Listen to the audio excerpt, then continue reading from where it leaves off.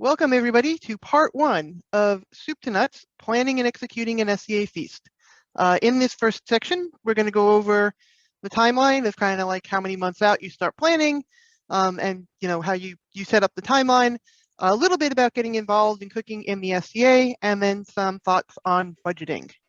At any time, you can ask me to stop, rephrase, ask me a question, repeat something. Happy to do that. And I had to revise the slides. So I actually gave this class last year in one big long 2-hour block. And I broke it up into 3 pieces this time around. And I didn't get a chance to produce the PDFs, but I'll be putting those out on my website for cooking, which is actually eatkingdom.org. We typoed it so many times I registered the domain. So who am I? My name is registered as Lisa An Dubhaigheiann. I go by Vitra Tris Calcules. I joined the SCA in August of 1999 because I got dragged to my first Penzic War by Fiona. And then I fought and sewed and did a bunch of other things for a number of years. And I really kind of found a new niche when I started cooking in the SCA in November of 2013. You can look at my wiki page, it's linked here. I've been the head cook for 3 SCA events plus other events for the Kingdom of Aker, and I've been kitchen staff for many, many more events than that, in and out of An Dubhaigheiann. I was recognized in 2019 by their excellencies Titus and Sorsha with the roasted duck given for ANS and service, like I said, by Titus and Sorsha. So I have my little duck, roasted duck. They don't give those out very frequently. I am a companion of the Order of the Silver Wheel and the Order of the Silver Crescent. And mundanely, I am a foodie. And even before I got involved in cooking in the SCA, I like to throw dinner parties at home, experiment with food, do fun stuff like that. The overview of this class. So we are on part 1 here, like this. It'll be the timeline overview, getting involved, budgeting basics, and then day board and feast budgeting. You are here according to this arrow. Part 2 is after this at 11:45. Logistics is after that. And then I invite everybody to join us for the 4th session, which will be the telling of war stories and funny things that has happened cooking in the SCA. Let me move this window slightly so I can read this. The day board and feast for the 2018 St. Andrews event were based on the opera of Bartolomeo Scapi, which is not an opera at all. There is no singing involved. It just means masterwork. So Scapi was actually the first to provide illustrations of how service was run. We have all these great prints, like all the woodcut prints, like the picture behind me, my background. He showed us a working kitchen, how food was transported from place to place, and introduced and documented a lot of the tools and utensils that were used that hadn't been documented before. Like I said, my Zoom background for this class is one of the illustrations from the book that I happened to find on Flickr. We're focused less on specific recipes or cooking techniques or time periods, and this is a more generally applicable practical class on the planning part and the logistics, like the nuts and bolts. Some topics such as specific areas or time periods are covered elsewhere. I have a resources slide at the end of the last presentation. I can send you guys like I said, I have to make the handouts. And I'll pause between sections to take questions. Next, okay. So how far in advance do you start the planning for a feast?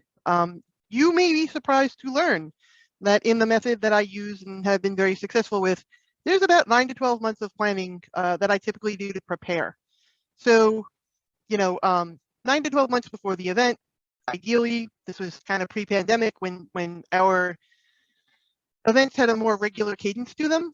I would either approach the event steward or an event steward would ask me. We would choose a theme and a recipe source, and then start preparing the budget for the event proposal. That's why budgeting is right up front. And then 6 to 9 months before the event, redact, test, repeat. We recruited people who were cooking with us. We got volunteers. Yes, I know people crack wise and they're like, oh, I can be a taste tester. And I'm like, absolutely. Please come to the workshops where we're going to be working on these recipes. so that you can taste things, you can give opinions on things, you get a sneak peek of what might be on the day board or feast menu. And actually, Monkey McGee, my belt sister Monkey McGee and I, we ran workshops for the SCA event. And so I'd go through and say, okay, we need some proteins. So or we have preparations of turkey. Like, we definitely want to use turkey because the event is in November. It's super cheap because of American Thanksgiving. And SCA had recipes for preparing turkey, surprisingly enough. So we held workshops and we looked at like I would pull out half a dozen recipes and print them out and bring them to the workshops, and we'd try stuff out. A month or two before the event, we start advertising a draft menu on the event website and across social. Within that, 1 month before the event, we finalize and publish our menu, and it's okay to say things may change due to availability. Again, shop seasonal, you're gonna make your budget go further. And then recruit any additional volunteers. And then we held any preparation sessions to make food that'll be frozen before the event. So specifically for the, we call it the SCA event. It was St. Andrews Goes to Siena, and it was Italian themed, which is why we used SCA. It was not a perfect fit for the paleo. It wasn't perfect fit to the time period and location, but it was close. So we made 300 or 400 handmade tortelloni, like stuffed pasta. We just went to Monkey's house and did like I don't want to call it a sweatshop because that sounds gross when you're talking about food, but we did a production day where we made all the filling and we made all the pasta by hand, and we bundled it up, and Monkey froze it in her freezer and brought them day of. A day to a week before the event, shop. I take off the day before the event, if not more, to finish shopping and preparing anything. It says participants can now see your screen. Were you not seeing it before? No, I was seeing it before. Okay, you're seeing the full. Oh, okay, weird. And then and shop. So you may need to go to multiple stores. I'm going to talk about where to shop later. Day before and day of the event. We usually use in An Dubhaigheiann. We are fortunate to use a site that we use a lot and we are familiar with, and they will let us shop and deliver ingredients to the site the night before, and do any really time-consuming prep if you can. Day of the event, wake up early, have breakfast. It's going to be a really long, busy day, and then have an amazing time giving people a meal they'll remember forever. How do I get involved? So that's basically the overview. That is my timeline. We start a year ahead of time if we all possibly can. We had that luxury with that particular St. Andrews event. We knew what the location was going to be. The event stewards had stepped up, ahead of time. This is not to say that I wouldn't pick a source and just start working on it myself, so that if an event comes up that the food would be a fit for, I can make a proposal to the event steward. So where do I start? I got started by going to a school just like this one at the Huntington UU back in 2013, probably something like that. And they had a teaching kitchen, which I would love to do for Schola again, but the last 2 years have been virtual. And before that, we had sites that didn't have a kitchen. So we've kind of had event sites that do and then don't have a kitchen. That's what it was. A household brother asked for my help on an event, and from then on, I was all in. There was a problem where Weasel had gotten called upon at the last moment to kind of pull a rabbit out of the hat. He was like, "Lisa, will you help me?" And I'm like, "Yes, of course." What else can you do? You can show up at the door of the kitchen on the day of the event and ask if there's anything they need help with, and just be prepared to do what they need. So I know Uda has shown up at the door and was like, "What can I do?" And we handed her 5 pounds of cheese, and she made perfect little cubes. And then there was the time that Uji showed up at the door first thing in the morning, and I'm like, "I'm so glad to see you." And then he separated eggs for 2 hours straight. That might have been actually that event, because we were using the eggs to make the pasta. We were hand making gnocchi at the event. How else? Networking. Reach out to the head cook of an upcoming event and volunteer your time, especially if it's me. If it's me and you want to cook with me, just tell me. I can be there this amount of time. And it doesn't have to be an all-day commitment. You can say, what time would it be best for me to show up for an hour to do prep or clean vegetables or, whatever.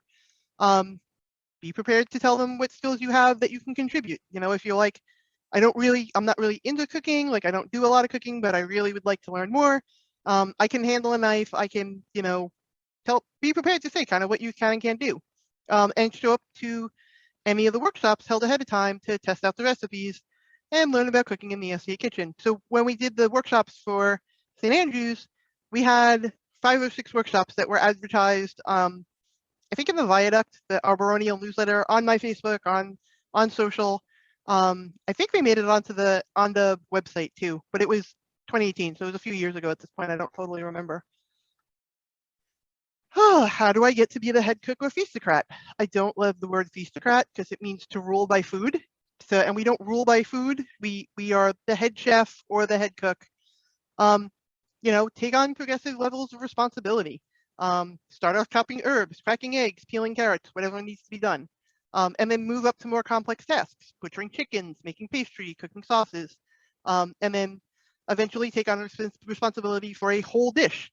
And if you work with me or other head cooks or if you feel confident that you can do this and you can handle it, put in that bid, talk to the event stewards in your area and say, I'm ready to do this and here's what I want to bring to that event. So serve as head cook to do the entire feast for a local event.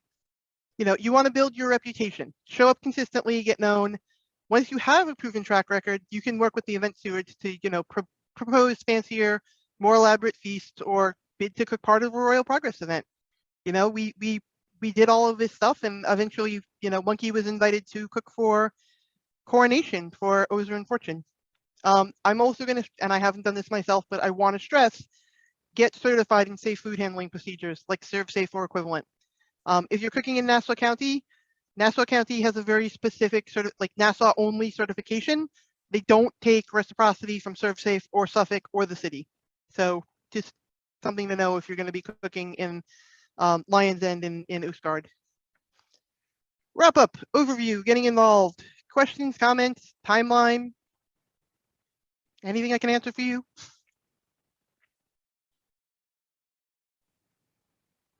Okay, we move on. How do you budget for the day board?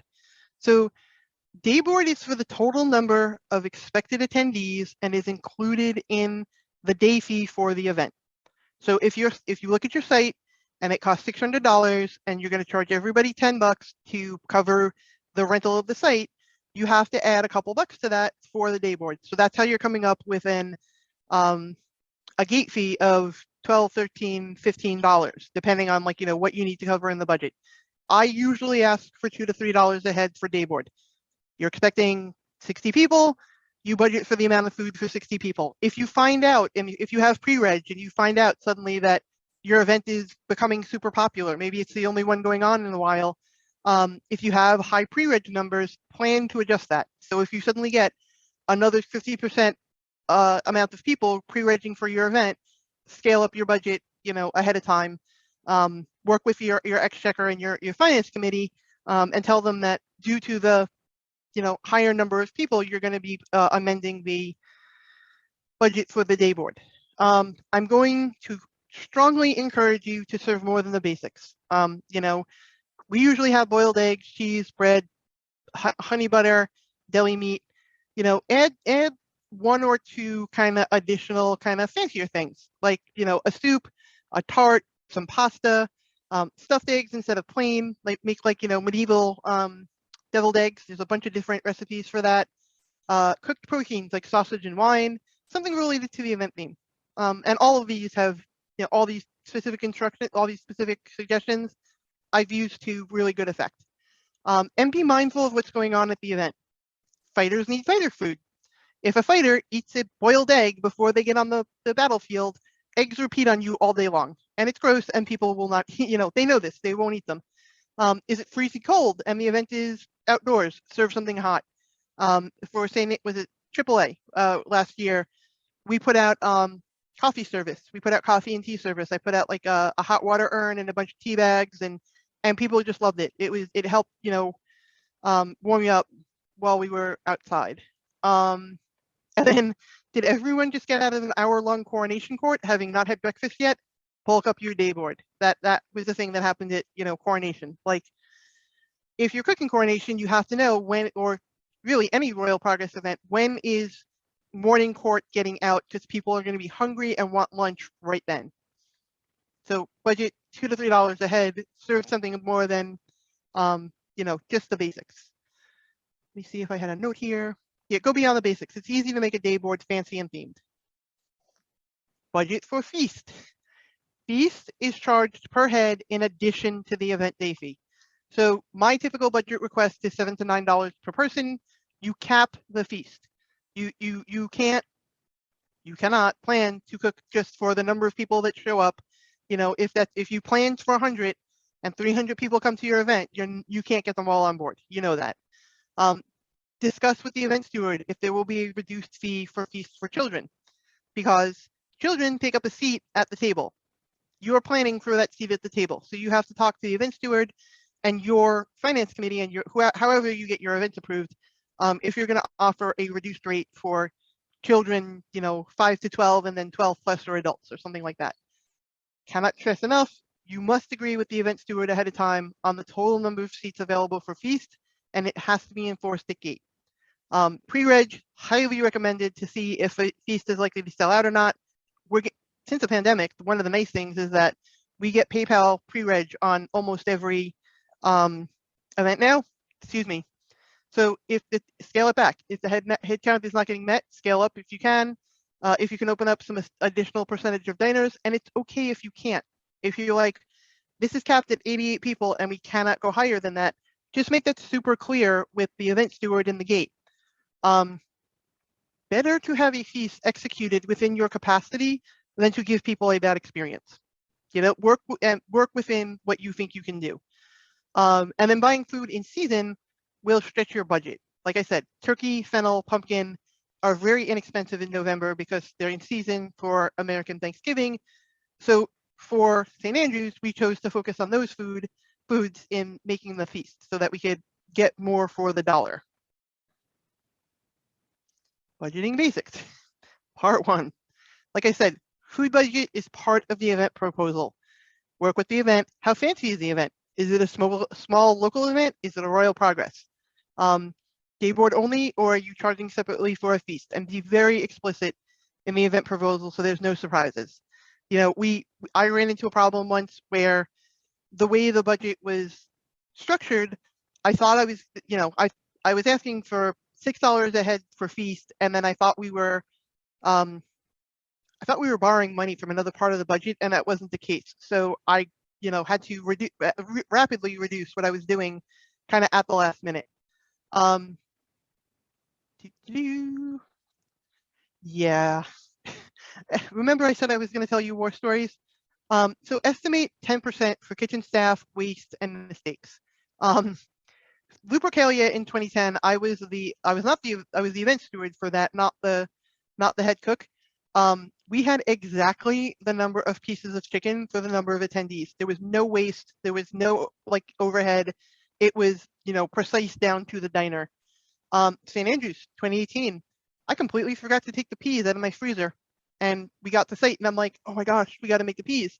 And somebody volunteered to run over to my house with my keys and get the peas. And the peas were doomed because she only came back with half the bags. So we had like 8 bags of peas, and now I had like 4 bags of peas. We worked with it. Not that everybody loves peas so much, but like we made it work. We stretched it further. Kitchen staff, do not pre-reg to sit for feast if they're going to spend the entire time with you in the kitchen. And it is, in my kitchen at least, it is expected that the kitchen crew will eat in the kitchen during or shortly after the feast. If they are at all interested in that food, sometimes they are not. I can tell you by the end of cooking a feast, I'm like, give me a peanut butter and jelly sandwich and leave me alone. Like, I'm sick of this food. I've tested this food. I'm tired of looking and smelling this food. Budgeting basics part 2. So do I want to click on that? What happens? Let's see. I can drag this over here and show this to you if my computer will allow me. So this is the way that we worked out the budgeted costs, and so I have a breakdown of all the ingredients, how many units, and then so almond paste, $15. Could you zoom in a little? It's Can very better? much better. Cool. So for example, we had almond paste. It cost $15. I bought it from Amazon and I have it and I need to bring it to the event. We needed a bag of apples. It cost $5. We got them from Peapod. I think this is what because I didn't put header. Thank you, Past Lisa, for not putting headers on this spreadsheet. This was the ingredients breakdown, and where I always write like where they're coming from. So like Marcy had the ground ginger at her house. The heavy cream came from Peapod, and I keep track of so you'll see like Peapod, Restaurant Depot, my Scoppy Supplies, Sam's Club. I shopped all over for this event. This was the dayboard shopping list. This is everything I had to make sure I got. I can, and this is embedded in this presentation, and I think you can get it yourself. Here we go. So fresh fruit, oranges, cost per unit per pound was, or per unit or per pound was $8.27. We bought 2 of those. It cost $16.54, and I got them 8-pound bags from Sam's. This is my, first remove bread. We got it for $45 at Restaurant Depot. Butter, half a stick per table, $11. We got the Sam's 4-pound package split between dayboard and dinner. So you can link out, like I said, it links out to this. In budgeted costs, ingredient cost breakdown. Our breakdown for An Dubh, the answer to this is no, because I'm pretty sure the spices were all completely stale and therefore thrown out. Just checking my time. Are there spices or are there dry goods in storage? Are they still fresh enough to be used? Sometimes, a lot of times actually, specialty ingredients like spices can be really expensive and will wreak havoc on your budget unless you find another way to pay for them. So if there's something I really want, I will pay out of pocket for a specialty ingredient or 2.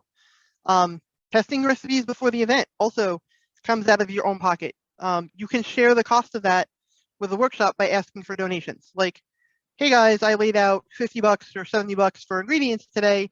Thank you all for coming and learning something. Thank you for, helping us prep for the event.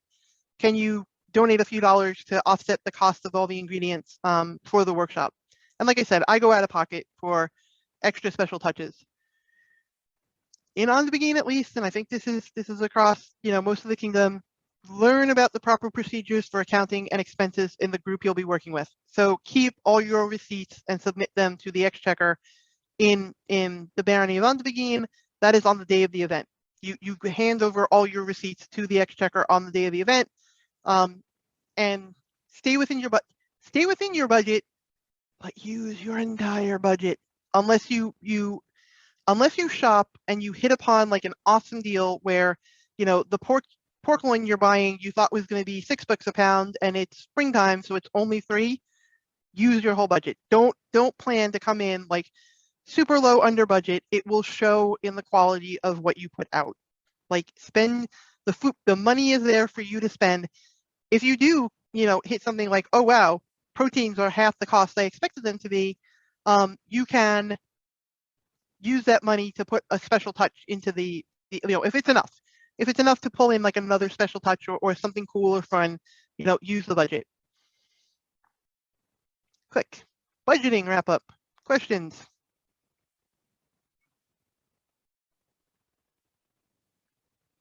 Okay. And then questions. It looks like I did it in about 25 minutes. So ask me anything. Here's my email. Here's my Facebook. This is my heraldry.